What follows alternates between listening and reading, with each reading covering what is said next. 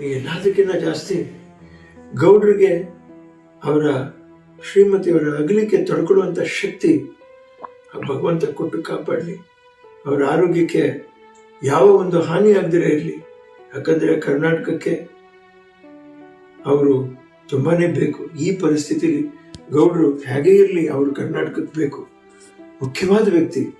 ಅವರ ಮಾತುಗಳಿಂದ ಈ ಬದಲಾವಣೆಗಳು ಒಂದು ಏನಾಗಬೇಕು ರಾಜಕಾರಣದಲ್ಲಿ ಅನ್ನುವಂಥ ಇನ್ನೂವರೆಗೂ ಅವರು ಸಕ್ರಿಯವಾಗಿ ಅವರು ತನ್ನನ್ನು ತೊಡಗಿಸ್ಕೊಂಡಿರುವಂಥದ್ದು ನಮ್ಮ ಇಡೀ ಕರ್ನಾಟಕದ ಕನ್ನಡಿಗರ ಹೆಮ್ಮೆ ರೀ. ಅದು ಖಂಡಿತ ಅವರಿಗೆ ಆ ನೋವನ್ನ ಸಹಿಸುವಂಥ ಶಕ್ತಿ ಕೊಡಲಿ. ಇಡೀ ಕುಟುಂಬದ ವರ್ಗದವರಿಗೆ ಆ ನೋವನ್ನ ಸಹಿಸುವಂಥ ಶಕ್ತಿ ಕೊಡಲಿ. ನಿಜವಾಗ್ಲೂ